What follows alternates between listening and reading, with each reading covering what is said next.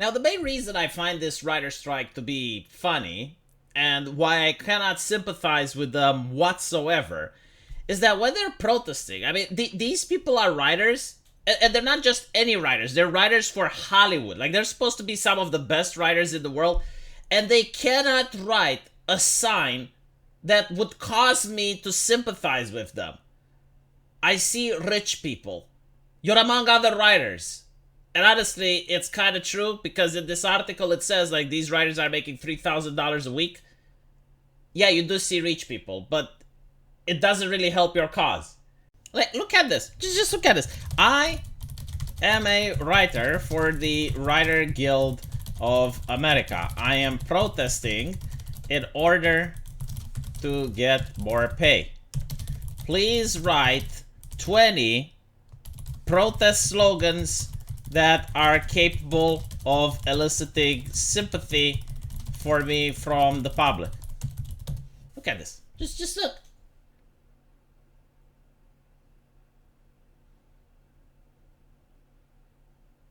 Isn't this better than the garbage that they're putting there? Isn't this absolutely ridiculous? Like, it's just one sentence, right? Like, you're not asking them to write a movie. You're not asking them to write a TV show. And now compare it to this. Without writers, you can't even finish this sentence. I have seen this post several times. They're not even trying. It's like protesting for the sake of protesting. Right versus wrong. Look at this. Like a pun, really? So, the more ironic thing is that the writers for the Rings of Power plus Privilege are also here. And they made an episode where the humans were protesting against the elves because the elves took their jobs. And you are supposed to sympathize with the elves. Because, of course, the elves who don't sleep live for hundreds of years, stronger, faster than humans, right? They would probably be the only ones hired. Like, why would you hire a human blacksmith when an elf has been blacksmithing for 500 years and doesn't sleep, right? So, of course, the humans were protesting. But the humans were being viewed as the bad guys, right? And all of them were white, middle class, just like the fucking writers here. The irony. Holy shit. And of course, like, oh, we don't have elves in real life. Yeah, we do. It's called the AI. It doesn't sleep. Smarter than a human. Has far more knowledge than a human. And it can actually write. And you know what's funny? The AI is not that good of a writer. Like, if you're a great writer, you can write better than the AI. George R.R. Martin writes better than ChatGPT. But these people are not those writers. These people cannot write better than the AI. And one of their demands, like, unironically, one of their demands is for the studios not to use AI. And the studios told them to fuck off. Good. Although, I do have to say, if the studios were to use AI, they would probably censor it, so it would eventually become just like these people, so. But anyway, right, so one of their complaints is that entertainment is basically a freelance industry. And I have heard one of them compare writing with Uber and say, Uber, what's wrong with Uber? Uber actually gets me my food. They actually work for a living. They actually do something useful to society. What? Honestly, the only thing that these writers are threatening me with is that they're not going to make more movies that I won't watch. I don't even notice that they're like, back when they had actual writers and they protested, I remember Stargate was put on hiatus. A lot of other shows that I liked were put on hiatus. Like, okay, yeah, but like, those writers were actually good and they made shows watchable. What TV show is worth watching now? I'm so glad Breaking Bad is over. Well, Better Call Saul. At least that was over. So I don't give a shit. You know, if that one was still on, I would be like, oh my god, you know, like, we're not going to see the season finale. I'm glad that the anime writers aren't protesting. See, like, that would also be something bad. They're complaining that TV seasons are shorter now. Yeah, because no one watches them. Like, I'm looking at the stuff that's canceled. Like, Sunday night. Like, who cares? You know, all the American comedian shows. Very hilarious, of course. You know, like all of the American comedy, the Saturday night, the Saturday Live thing. It's absolutely hilarious because it shows that the comedians do not make the jokes. Like, they're just empty suits. You can control them if you get the writer position.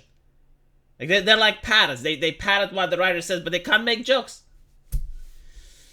I got a check the other day for $8. Because, like, shows, they give you money with the trinkle, and it's like, the residual checks she's received for streaming shows she's worked on can vary wildly, and I got an $8 one. It's like, yeah,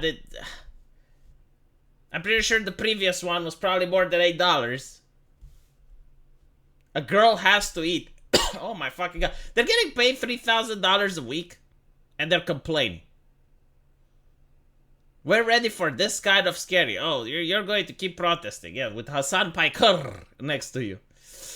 It's fascinating. I just am looking at this, and it's just astonishing how incapable they are from getting sympathy from the public. Because, like, literally, this is what the strike is about, right? Like, you're trying to leverage public sympathy on your side and use it against the big corporations. The big corporations are thinking about how to use AI to replace you. The public is happy that you're gone. Like, Velma, all of the TV shows that were just spiteful to the audience. What do you think that did? What do you think, like, the public thinks of you? When you're making stuff like Velma, Pregnant Spider-Woman, Rings of Power plus Privilege, oh, this is not for you, oh, you racist bigot. What do you think you're accomplishing? And it's like, look how progressives they are. Like, I see rich people. Who cares? The only ideology that hates rich people are socialists. Other people want to be the rich people. And honestly, like, many of these white middle-class bourgeois twats are rich people. $3,000 a week. Give me a fucking break. For writing. Like, it's not... Oh, and they're asking for work safety. Like, what is the danger that can happen to you at work when you're writing? What work safety? Like, you're not going to a construction site. You're not inside of a nuclear reactor. You're sitting at home, surrounded by cat piss, and you're writing at a laptop. Like, what exactly do you need more work safety for? Oh, you need more money, more cash. Okay. Work safety. Health insurance. Health insurance for what? For why? Again, you're not on a construction site. Jesus Christ. And the amount of cash that they are demanding is just obscene. My God. And they're like, oh, well, look at this. After fees and taxes, he got about $3,200 per week.